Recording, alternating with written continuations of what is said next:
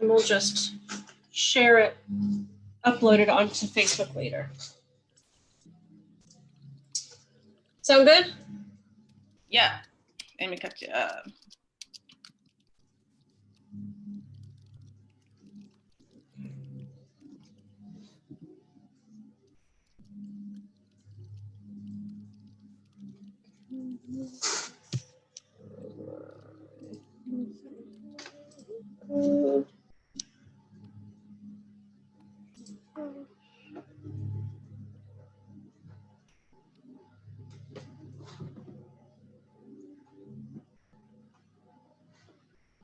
Okay.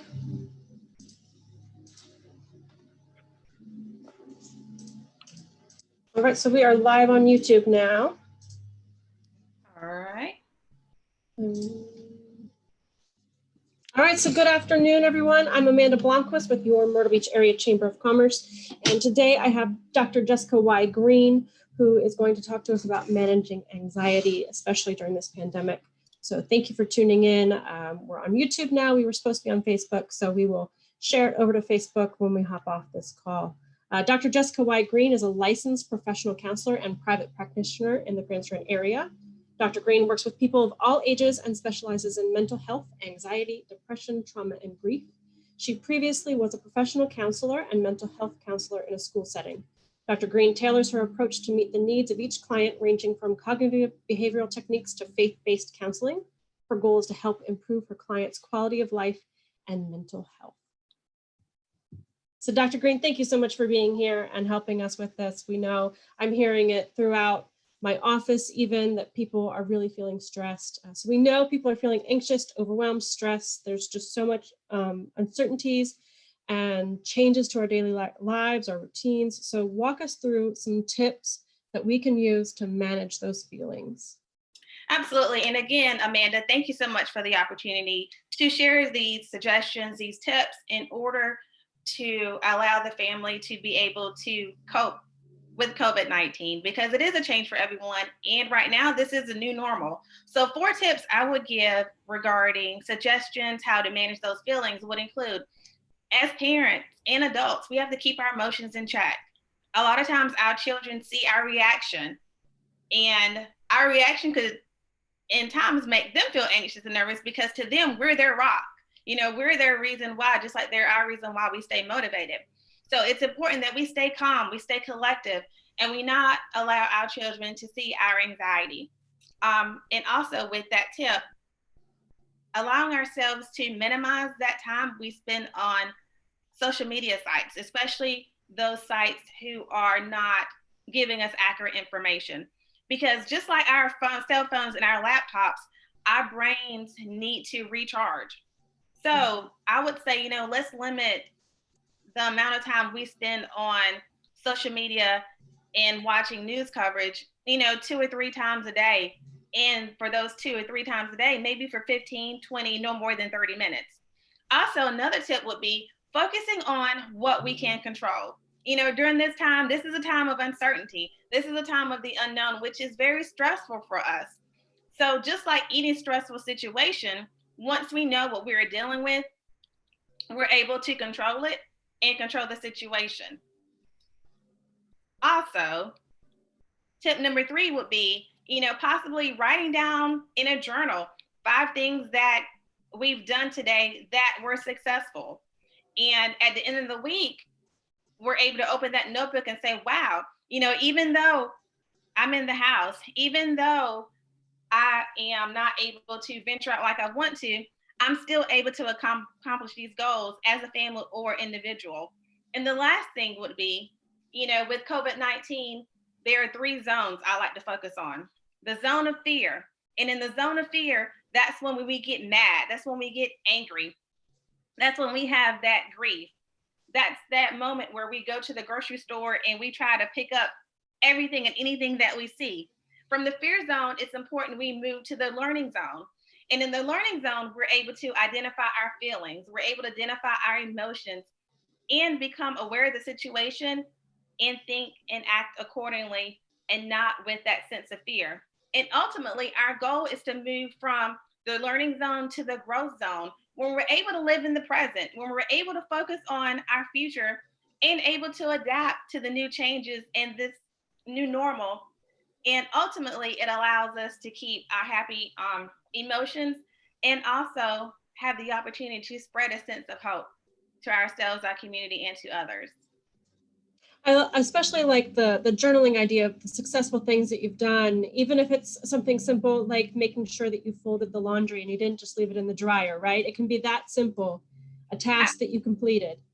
Absolutely. It can be that simple. It can be as simple of getting up in the morning and getting in the shower and fixing breakfast. It can be those simple daily activities, getting back into that routine.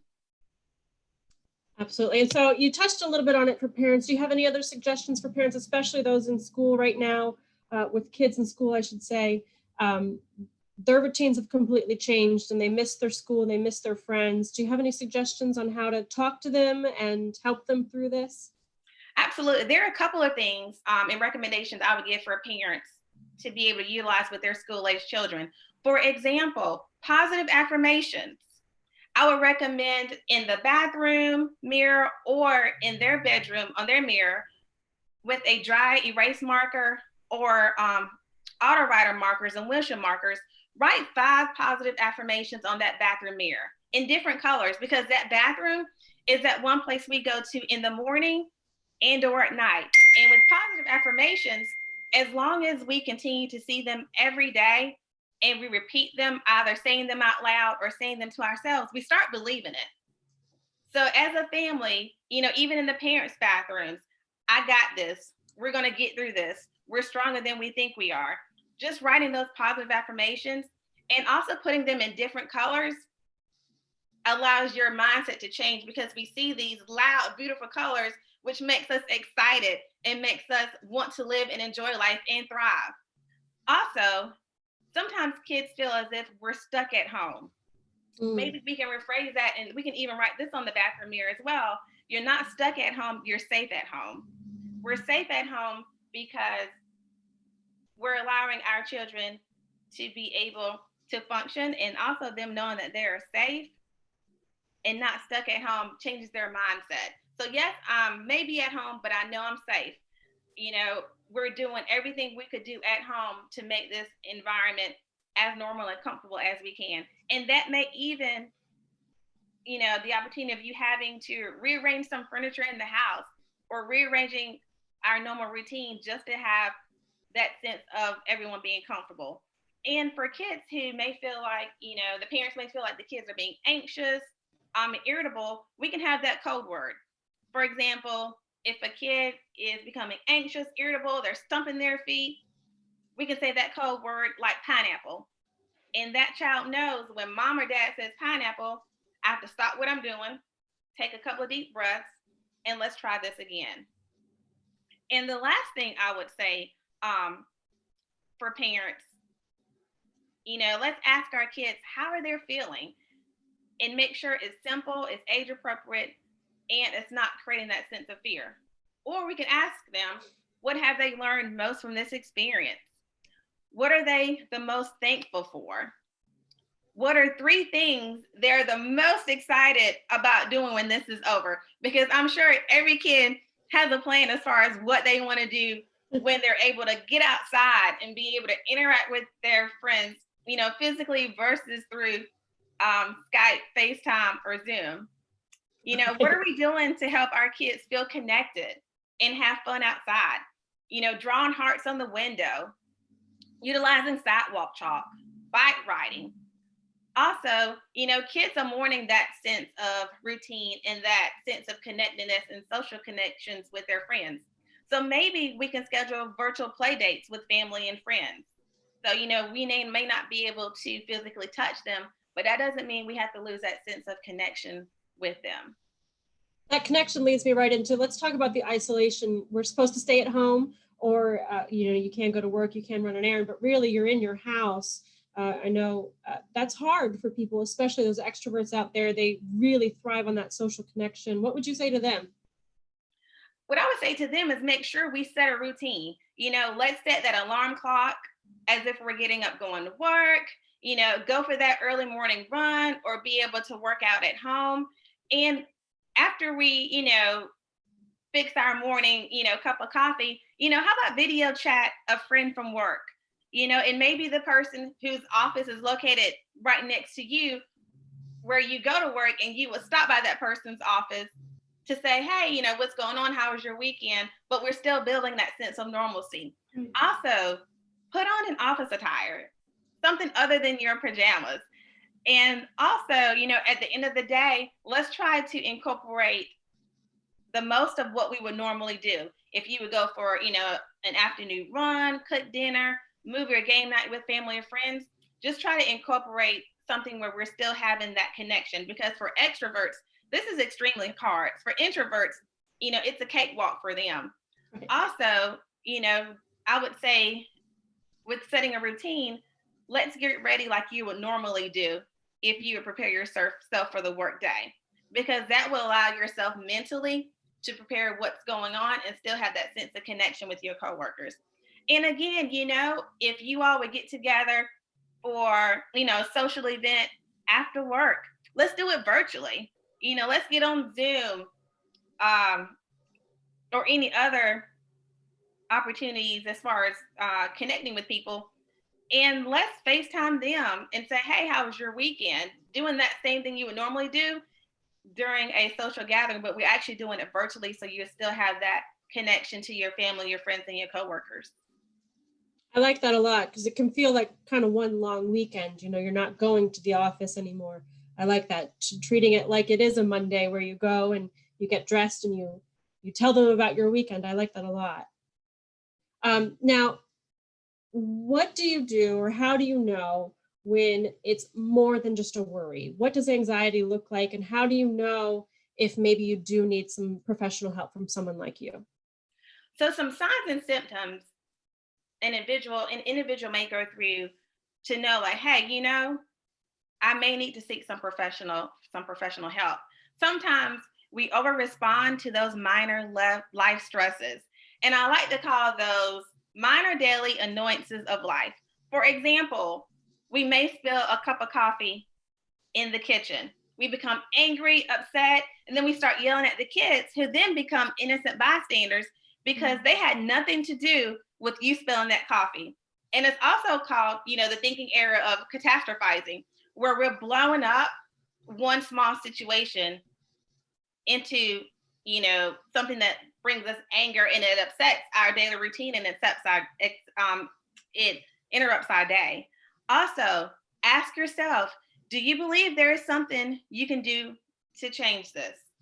You know, if it's something you can do to change it, then that's something that we can control. But if the answer is no, that's something that we cannot control. And we have to focus more on those things we can control versus those things that we cannot control. Also, that also means taking control of the stressful situation. And we rarely stop worrying. So if worrying becomes a daily part of your routine, when you feel like your heart is racing, when you feel like you have clammy hands, body aches, those racing thoughts, the sense that we have to go to the bathroom, that adrenaline rush, that could possibly be that anxiety. And a lot of times with that stigma with mental health, we feel those ailments, so we think we're having a heart attack. But in Mm. actuality, it's that anxiety. So those mental symptoms lead to physical symptoms. And if we can take control of those mental, we'll be able to minimize and manage those physical symptoms when we feel those triggers coming. Also, we have some concerns regarding the stress we feel. And that's a part of that self-reflection when we realize, you know what? It's okay not to be okay. I think I need to go talk to someone. And being vulnerable and being courageous and knowing it's okay. And the fifth one would be your life is different because of the worries. And again, they start to interrupt your daily routines and your daily activities and lead you to becoming more stressful and more distant. That's really helpful. And it is okay to reach out for help. I think you've talked about the stigma. I know that's really important to you, that it is okay, and that if you do need help, go ahead and seek that out. And would you recommend starting with a friend first? recommend starting with a friend first. The great thing about your friends and you being vulnerable and being courageous and wanting to build those connections and having compassion, your friends will let you know and be honest with you and say, hey, I think you need to seek assistance. I think you need to go to someone who has a background in that area of focus rather than me helping you. Because sometimes when we go to friends, they already have that notion of us and know some things about us. So if you go to someone who doesn't know you, who have a clean slate, regarding your relationship, they're able to take everything that you say into perspective versus already having that stigma because they already know you. So I would say, hey, we can talk to a friend, but I would also recommend you seek that professional help. And one other thing too, we can do as far as daily quarantine questions that you can ask yourself or your family. And this also helps keeps that balance in the home. What are you grateful for today? Who am I checking in on or connecting with today? What expectations of normal am I letting go of today? How am I getting outside today? How am I moving my body today? And what beauty am I creating, cultivating, and inviting in today? And we have to realize, you are your greatest power. It doesn't matter who you are or where you come from. Your ability to triumph begins with you. We have to be courageous again. We have to build those connections, that sense of community, and have compassion, focusing more on empathy versus sympathy. With empathy, it's what can I do to help you? And also, if we need help, realizing again, it's okay not to be okay as long as we reach out for support. Awesome. So if someone wants to reach out to you, how do they do that? My office is located at 630 Chestnut Road. It's actually in the Paramount Business Center, behind the Miyabi's in Conway National Bank, off Restaurant Road. My office hours are from 8 to 5, Monday through Saturday, and they can call the office at 843-945-1452 and schedule an appointment. But whenever they're calling the office, they need to make sure they request Dr. Green as a clinician. And if they cannot reach me in the office, they can feel free to call my work cell. The number is 843-424-7426. And if you cannot reach me on either line, feel free to send me an email. And my email address is jessicaygreen@gmail.com. And are there virtual offerings just like we're doing today? If you don't want to go to an office, you're afraid of going out in public. Is that an option? Absolutely. It is an option for my clients. Absolutely. Awesome. Anything else you want to share with everybody about their feelings and managing these feelings? As far as managing the feelings, just realizing you are your greatest power and having that sense of control and seeing vulnerability as a positive versus a negative. Sometimes we see vulnerability as us being scared and as us being weak, but actually it's a sense of empowerment and you having control of your feelings and doing something about it versus being that balloon and then allowing it to explode to the point where it bursts. And now we're out of control and there's something we can do about it, but it's going to take more time to manage that behavior. And a lot of times, with my younger population, we look at three things. Are we going to be like that carrot where we go in, we're hard and we're strong, but then once we hit that adversity, we become soft and fragile. And that's the point of when we start crying and we become upset and our emotions take over. Or are we going to be like that egg that goes in hard on the outside, soft on the inside, but then once they hit that adversity, they become hard on the outside and hard on the inside. And then that's that individual who stops caring, that has that hard heart, who's mean to everybody else and who bullies, or are we going to be like that grounded coffee beans that's grounded into powder?